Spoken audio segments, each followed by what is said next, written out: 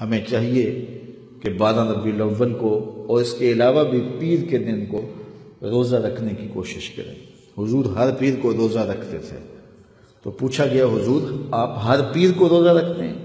قال فیہ ولدت، کہا اس میں میری ولادت ہوئی تھی۔ تو کثرت نوافل کے ذریعے سے بھی اللہ کا شکر ادا کیا جا سکتا ہے کہ مالک تو نے یہ نعمت عطا کی، اگر یہ نعمت نصیب نہ ہوتی تو ہمیں خلقت وجود ہی نہ دیا جاتا۔ اللہ کی حضور کثرت کے ساتھ سجدے کریں اور اس کا شکر ادا کریں۔ باقی مجالس کے ذریعے حضور کے ذکر کی محافل کا انعقاد کرنا یہ بھی مشروع ہے۔ شریعت اس کی بھی حوصلہ افزائی کرتی ہے، حوصلہ شکنی نہیں کرتی، بلکہ صحابہ کے عمل سے، سنت سے، طریقے سے ثابت ہے۔ مختلف کتب حدیث میں روایت ہے، صحابہ میں بھی ہے، حضور تشریف فرما تھے حجرہ انور میں، اور صحابہ مسجد نبوی کے ایک گوشے میں بیٹھ کے مجلس کر رہے تھے۔ حضور تشریف لائے اور فرمایا ما اجلسکم، صحابہ کیوں بیٹھے ہو؟ تمہارا مقصد جلوس کیا ہے؟ اس جلسے کا انعقاد کیوں کیا ہے تم نے؟ ما اجلسکم، تمہارے اس جلسے کا مقصد کیا ہے؟ تو صحابہ نے جو جواب دیا سنیے۔ صحابہ نے عرض کی جلسنا نذکر اللہ ونحمدہ علی ما ہدانا للاسلام ومن علینا بک، ہمارے بیٹھنے کا مقصد یہ ہے کہ ہم اللہ تعالیٰ کی حمد بیان کر رہے ہیں، اس کا شکریہ ادا کر رہے ہیں اس بات پر کہ اس نے ہمیں ہدایت اسلام دی ہے، اس نے ہمیں ہدایت اسلام دی ہے اور آپ کی صورت میں ہمارے اوپر احسان کیا ہے۔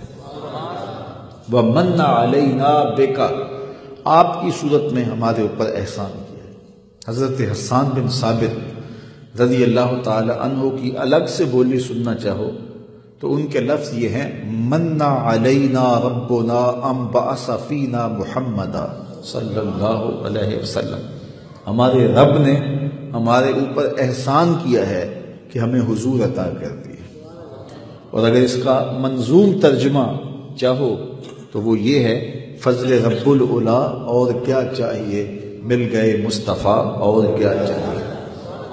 من علینا ربنا ان بعث فینا محمدا، ہمارے رب نے ہمارے اوپر احسان کیا ہے کہ ہمیں حضور عطا کر دی۔ تو صحابہ نے کہا حضور ہم اس لیے بیٹھے ہیں کہ اللہ کا شکر ادا کریں اور اس کی حمد بولیں اس بات پر کہ اس نے ہمیں ہدایت اسلام دی اور آپ کی صورت میں ہمارے اوپر احسان فرمایا۔ بات تو سادی سی تھی، حضور خوش ہو کے چلے جاتے، لیکن حضور رک گئے۔ حضور نے فرمایا صحابہ کیا تم اس بات پہ قسم دیتے ہو کہ اسی لیے بیٹھے ہو؟ تمہارے بیٹھنے کا مقصود یہی ہے، کوئی اور غرض نہیں ہے؟ تو صحابہ نے برجستہ عرض کی یا رسول اللہ ہم قسم دیتے ہیں کہ ہم اسی لیے بیٹھے ہیں، ہمارے بیٹھنے کا کوئی اور مقصود نہیں ہے۔ بات تو سادہ سی تھی لیکن حضور نے قسم مانگ لی۔ صحابہ نے برجستہ عرض کی کہ حضور ہم قسم دیتے ہیں، ایک ایک شخص نے قسم دی، حضور ہم اللہ کی قسم اٹھا کے کہتے ہیں کہ ہم اسی مقصد کے لیے بیٹھے ہیں، ہمارے بیٹھنے کا کوئی اور مقصود نہیں ہے۔ جب حضور نے ان سے قسم لے لی اور انہوں نے قسم دے دی تو حضور علیہ السلام نے فرمایا صحابہ میں تم سے جو قسم لی ہے یہ کسی تہمت کی بنیاد پر نہیں لی، تمہارے قول کی صداقت پر مجھے کوئی شک نہیں تھا کہ میں نے قسم سے تصدیق چاہی ہو، بلکہ ماجرا کچھ اور تھا، اور وہ یہ کہ تم یہاں تھے اور میں حجرے میں تھا، اتانی جبریل علیہ السلام، میرے پاس جبریل امین حاضر ہوئے، فاخبرنی ان اللہ یباہی بکم الملائکہ، اور انہوں نے مجھے آ کے خبر دی اے پیارے محبوب آپ کے صحابہ کے اس عمل پر اللہ فرشتوں میں فخر کر رہا ہے، آپ کے صحابہ کے اس عمل پر اللہ فرشتوں میں ناز کر رہا ہے۔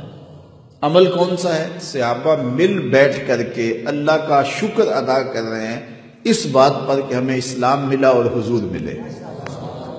تو اللہ تعالیٰ جل شانہ کے فرشتے حضرت جبریل امین علیہ السلام نے حضور کو آ کے رب کا پیغام دیا کہ اللہ تعالیٰ اس بات پہ ناز کر رہا ہے کہ ان کو نعمت دی گئی تھی، کتنے شکر گزار ہیں کہ آج بھی بیٹھ کے اس نعمت